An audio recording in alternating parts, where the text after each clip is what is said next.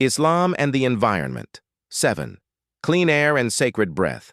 The Islamic ethics of purity and atmosphere.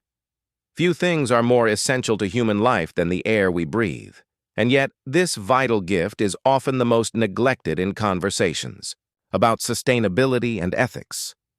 What does Islam, often misunderstood as silent on environmental issues, have to say about the quality of air and the way we treat it? As it turns out, a great deal. The Qur'an's warning, toxic air as divine punishment. The Qur'an explicitly warns of the consequences of polluted air. In a powerful verse, it describes a time when the sky will bring forth visible smoke that envelopes people. So watch for the day when the sky will bring a visible smoke covering the people. This is a painful punishment. Quran 44:10-11. This imagery, while eschatological, also hints at the lived experience of breathing in air thick with toxins, an experience all too familiar in modern industrialized cities. The Quran here connects environmental degradation to human suffering. The prophetic principle, no harm and no harassment. The Prophet Muhammad established a principle foundational to Islamic ethics. Do not cause harm nor reciprocate harm.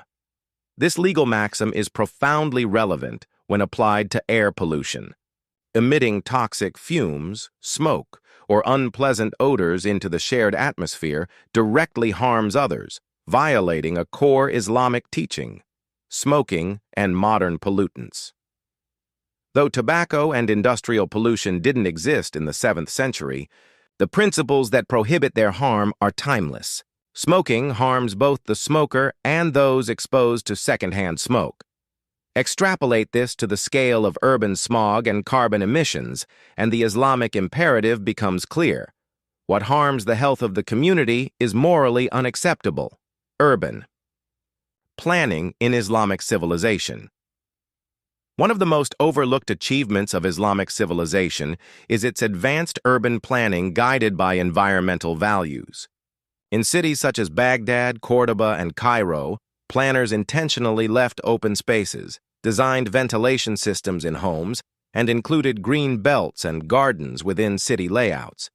These weren't only for aesthetic purposes, they were essential for air purification, temperature regulation, and the mental and spiritual well-being of inhabitants. Historical sources also show that scholars and public officials were aware of air quality. In the 10th century, for example, Al-Muqaddasi, a Muslim geographer, described some cities as having clean and pleasant air, while others were criticized for their foul smells or smoky skies, clearly linking urban conditions to moral and physical health. Trees as air purifiers. Islam's emphasis on planting and protecting trees is not just aesthetic or agricultural, it is directly tied to purifying the air. Trees absorb carbon dioxide and release life-giving oxygen. The Prophet said, if a Muslim plants a tree or sows seeds, and then a bird or a person or an animal eats from it, it is regarded as a charitable gift, sadaqah. Sahih al-Bukhari. The act of planting a tree is an act of social good and environmental renewal. The fragrance of faith. Islam's unique concern for air quality. Islam doesn't stop at addressing visible pollutants. It also attends to the smell of our environment. The Prophet placed immense value on pleasant scents and cleanliness, famously saying, Allah is good and loves what is good. He is clean and loves cleanliness. Tirmidhi. He loved perfume and encouraged Muslims to approach communal spaces, especially mosques with clean bodies and pleasant smells. So much so, he said, whoever has eaten garlic or onions, let him not approach our mosque. Sahih Muslim. This sensitivity to others' comfort, extending even to breath and body odor, reflects a deep respect for shared space and collective well-being. Friday. Hygiene. A communal duty. The Prophet encouraged bathing and grooming before the Friday prayer, not just for spiritual reasons, but to create a clean and respectful atmosphere for others. He said, Anyone who performs ablution well on Friday, then comes to the mosque and listens attentively, his sins between that Friday and the next will be forgiven. Abu Dawud. The implication? Cleanliness is not a personal matter alone, it's a communal ethic. Protecting the air is worship.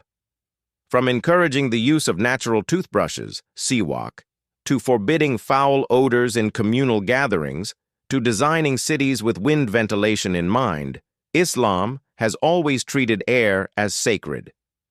Every breath is a trust, every foul smell a breach of that trust. Preserving the air is not just environmental activism, it is spiritual responsibility. Clean air is not a luxury, it is a divine gift, a shared right, a sacred trust.